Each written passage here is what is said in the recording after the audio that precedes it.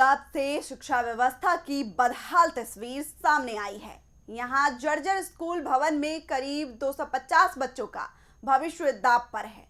हालात ऐसे हैं कि पर्याप्त कमरे नहीं होने के कारण एक ही कक्षा में 60 से ज्यादा बच्चों को बैठाकर पढ़ाया जा रहा। इतना ही नहीं, स्कूल परिसर में मक्के की खेती भी हो रही है। सवाल है, जब बच्चों के लिए सुरक्षित स्कूल भवन और पर्याप्त कमरे तक नहीं है तो बेहतर शिक्षा के दावे कितने सच है? देखिए सोनूद से हमारी खास रिपोर्ट। ये तस्वीर बुरहानपुर जिले के ग्राम सोनूद के प्राइमरी और माध्यमिक स्कूल की है। स्कूल का भवन जर्जर हालत में है और इसकी वजह से करीब 250 बच्चों की पढ़ाई प्रभावित हो रही है। पर्याप्त कमरे न होने के कारण बच्चों को सीमित कमरों में बैठाकर पढ़ाया जा रहा है। एक कमरे में 60 से ज्यादा बच्चों के बैठने की बात सामने आई। इतने बच्चों को एक कमरे में बैठाकर पढ़ाना न सिर्फ मुश्किल है, बल्कि बच्चों की पढ़ाई पर भी इसका सीधा असर पड़ता है। स्कूल भवन की हालत को लेकर शिक्षक और ग्रामीण कई बार नए भवन की मांग कर चुके हैं। बताया गया कि नए भवन के लिए आवेदन भी दिए गए हैं, लेकिन अब तक कोई ठोस समाधान नहीं हुआ।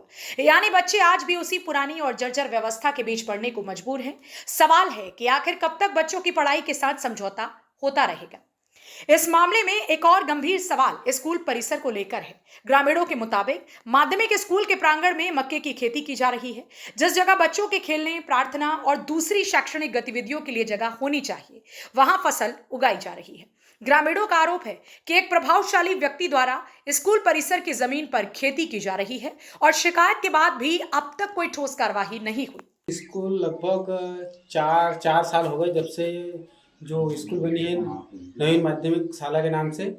इसको कम से 4 साल हो गए जब से जर्जर है और इसके कारण बच्चों की पढ़ाई में भी दिक्कत आ रही है, क्योंकि जो प्राथमिक शाला जो भवन अलग से बना है वहीं पर एक ही क्लास में दो क्लास के बच्चों को बैठाया जाता है। इसके कारण हमारे बच्चों की पढ़ाई। इससे पहले आपने सरपंच सचिव से शिकायत की? हाँ।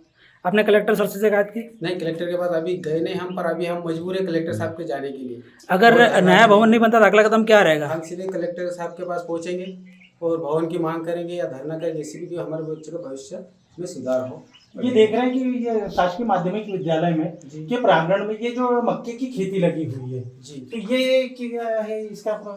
जी, ये जो गांव की है जो खेती करने वाले हैं उन्हें बोला कि बोले हमारी जमीन काफी है, ये संदर्भ पे वो खेती करते हैं। जब से ये मेरी ज्वाइनिंग हुई 2023 से है, उस समय से ये जर्जर की स्थिति में दिख रहा है मुझे। अच्छा सर, किसकी शिकायत आपने लिखित में दी गई? सर, इसकी शिकायत मैंने लिखित में दी थी, डीपीसी कार्यालय में भी दी थी, लेकिन अभी तक कुछ हुआ नहीं है इसका सेंक्शन 1 से।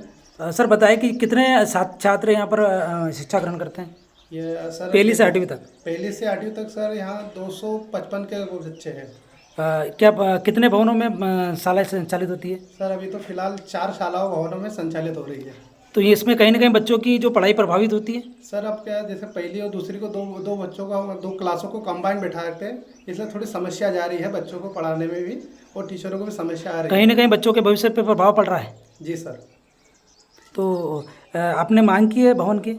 सर भवन के लिए तो अपन ने लेटर सब लिख के दे दिया था। मतलब अभी तक निर्माण नहीं हुआ? नहीं, अभी तो कुछ आया नहीं है अभी आगे से। जर्जर भवन भी है? जी सर, जर्जर भवन के लिए भी लिख के दिया था, छत रिपेयरिंग के लिए। वीडियो के माध्यम से स्कूल के प्रांगण में कुछ लोगों ने बताया तो तहसीलदार को निर्देशित किया गया है, मौके पर लेकर सीमांकन करेंगे और स्कूल की जो है उस पर